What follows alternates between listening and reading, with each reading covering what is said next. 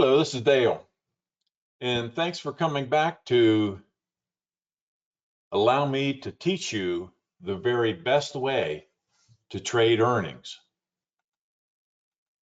Once again, my name is Dale Brethauer. I've been trading for 35 plus years, hedge fund manager, been a guest speaker on a number of platforms, written 3 financial books, and I am currently very, very passionate about teaching others how to be a success in this very difficult market. So the strategies we want to consider are straddles, strangles, iron condors, butterflies. So let's first of all take a look at the straddle. The straddle, the short straddle, what I'm doing is I am selling both a call and a put at the money. And what I'm hoping for is that the stock does not move, the price does not move beyond this channel here. The problem with the straddle is this can be a pretty close movement. The other problem is you have unlimited risk. And I just am unwilling, as a conservative trader, I've been doing this for 35 plus years. I'm conservative, and unlimited risk just does not fit with my trading style. So the short straddle and the long straddle, we'll see later, are out. So let's take a look at the strangle. Well, a strangle, what you're doing is you're selling both the put and the call slightly out of the money. And what happens here is you get a little bit less profit, but you have a little wider range that the price can be within, but you still have unlimited risk. Even though it's flattening out a little bit, you still have that unlimited risk. So let's move on from that one. Now the butterfly, you start getting a little bit of risk management here by setting up. What you do is you're going to sell 2 at the money calls and 1 in the money and 1 out of the money call. You get a risk reward of about 1 to 1, but once again, the price range here can be pretty narrow, but you do have that protection of the wings here, so you can only lose so much. However, I believe, well, let's just take a look at the long straddle. The long straddle here, you're buying both a put and a call at the money. And what you're hoping for is that it busts through, the price busts through and moves on up. The only problem here is that most times the at the money calls and puts with upcoming earnings are, the premiums are very, very high due to that volatility crush, okay? And with the premiums being very high, you have to get an extraordinary move with the stock for you to become profitable. I believe the absolute best way is an Iron Condor. An Iron Condor, what you're doing is you're selling both a bull put and a bear call at the same time out of the money, usually at about a delta of 0.2. However, we're going to focus on the price move of the stocks that we're going to choose to invest in.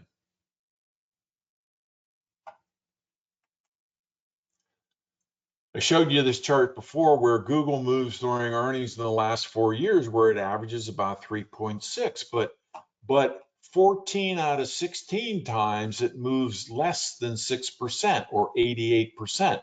That's what I need to know. That's what I need to know. Now, this is a chart showing all the trades that we made all the way back to April of 2016. This is 4 years of trades. And what I did is once I had the price a day before the earnings, And then I looked at minus 5.5% and plus 5.5% and set up my bull put and bear call accordingly. That gave me a total credit, and from there, then I go the day after earnings and I'm out. I'm out the day after earnings. Unless you're well inside that Iron Condor and you might want to choose to let it go through expiration. Talk about that in a second. But this gave me 13 out of 16 correct trades, or 81%. When we had total credit about $3 and total debit about $1.56, which is good. That's good. That's $1.50 in our favor, or 49%. This is what we want to do. Remember the chart I just showed you on Google, where 88% were below, moves were below 6%. Putting on an Iron Condor with the move at 5.5% brings in 13 out of 16 correct.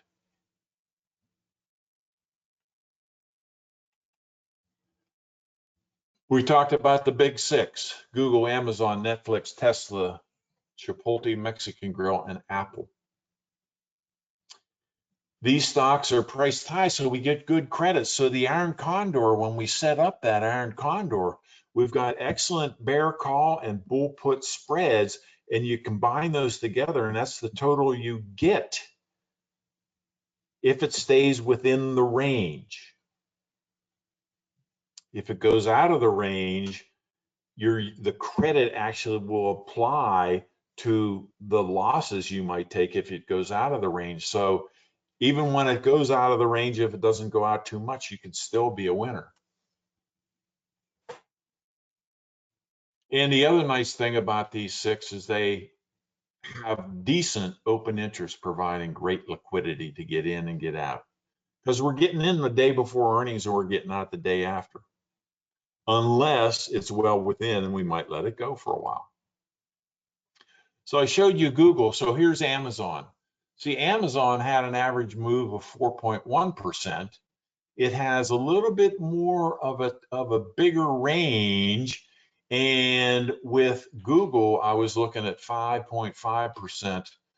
Actually, 6% gave me 88% correct. For Amazon, that 6% is 12 out of 16, or 75%. That's still an awesome statistic. So 6% for both Google and Amazon. Netflix has more of a range, but they give you more credit. Okay, and 9 out of 16 moves less than 8%. So there's our target for Netflix. That's only 56%, but you'll see I actually ran through and show you all the trades, and we actually did quite well on Netflix, even though our range only showed 56%, that it contained about 56%. Here is the Netflix, and you can see that we had 10 out of 16 when we set Netflix at an 8% move. Okay, once again, we had the price, and then this is set at 8% below and 8% above, and then I set up my bull put and bear call accordingly. Didn't have quite as much profit as I had on Google, but still 10 out of 16 correct. Let's take a look at Tesla. Tesla, the average move is pretty big, 8.2%. And its range is the biggest of anybody's, from 0 to 17.2. But if I trade at or less than 9.1%, I got 69% contained within that price range. Chipotle Mexican Grill average moves about 7.8%. And one of the problems is one of these, let's see, when did that occur? There it is. in April of 18, it went up 32%. I think it went from $300 up to $420 or something like that in a day. It was like unbelievable, a huge move. So it kind of skews this a little bit, but still, if I look at being less than or equal to about 7.4%, I get 12 out of 16 or 75%. And these are the target numbers that I use to set up my bear call and bull puts. And if I do that, I just put the trade on the day before. Actually, if let's say Google is going to have earnings after the close on a Tuesday. Let's say it's going to be on a Wednesday. Say it's on a Wednesday. So what I want to do is on the close on Monday is I want to set this up. Okay. Or actually the close 2 days before earnings, which only takes an effect the next day. Okay. And then I want, if it goes above there, I want to close it the very next day after earnings, or let it go if it looks like I'm well within the price range and I can watch it accordingly. Apple moves 4.3%, and it's pretty tight. Once again, it's very similar to Google and Amazon, with 12 out of 16 dates moving less than 6% or 75%. All these are awesome statistics. So here's kind of a summary. It's a list of the higher price stocks with the decent open interest.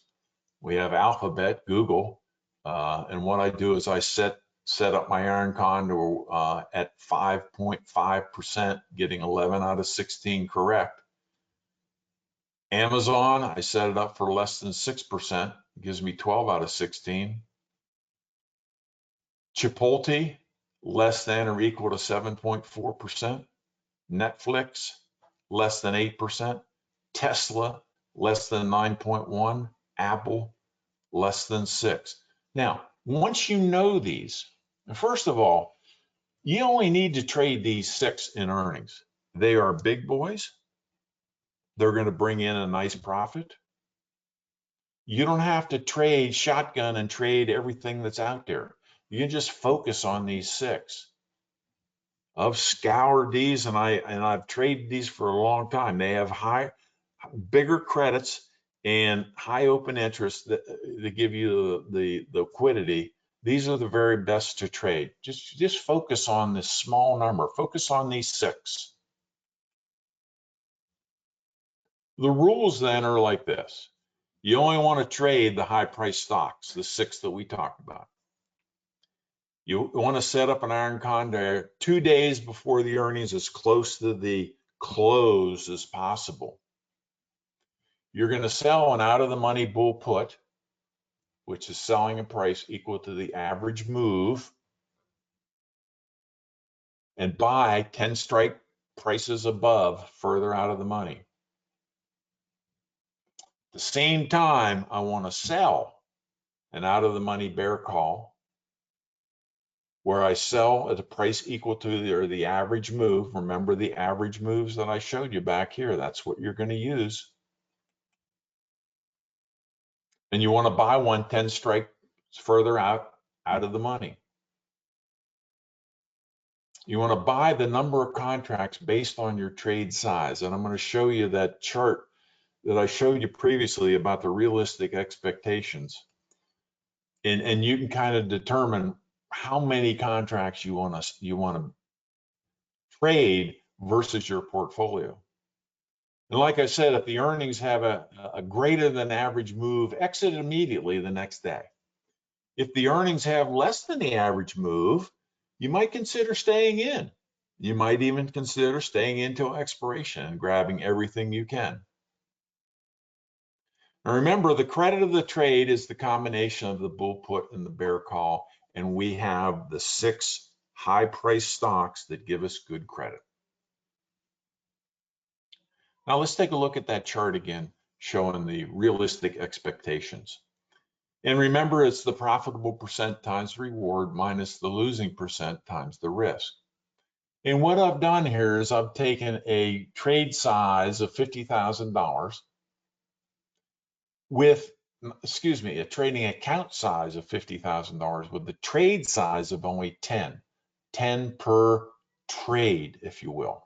Okay. Now, for an Iron Condor, for the 6 stocks that I'm talking about, it will cost you $1,000 margin minus the credit to set up the trade. So if your trade size is, if you're only going with one contract, your trade size is only $1,000, you can get into this game for only $5,000. Maybe even less if you want to cut down the number of trades you make. Okay. And remember, the expected returns are going to be 87% return on versus the 15.2% for the SPY for 2019. This is a statistical way of looking at realistic expectations. I need to tell you at this point in time that past performances is no guarantee for future results. There will be losers. There will be losing streaks. So if you want to stay in this game and take advantage of the winning strategy, you want to keep your trade size to the point where you're not feeling anxious over the trade. In other words, if you have a trading account size of $5,000, don't go in and put all $5,000 on one trade, because what happens if you lose it? And then all of a sudden it's like, oh man, that didn't work. No, it's not going to work all the time. You have to be smart about how big of an account you've got, how much you're willing to put on the trading during earnings, and then determine your trade size accordingly in the number of contracts that you will do. I hope you enjoyed this video. What I'd like you to do now is click on this thumbnail to learn how to profit in any market trading credit spreads. I have a 12-part series that talks about how I trade during the year other than earnings using credit spreads, and I think it's very informative. I hope you enjoy it. Just go ahead and click on the thumbnail. Also, if you'd like to subscribe to my channel, please also do that. Again, I hope you enjoyed this video. Good luck to you. Bye-bye now.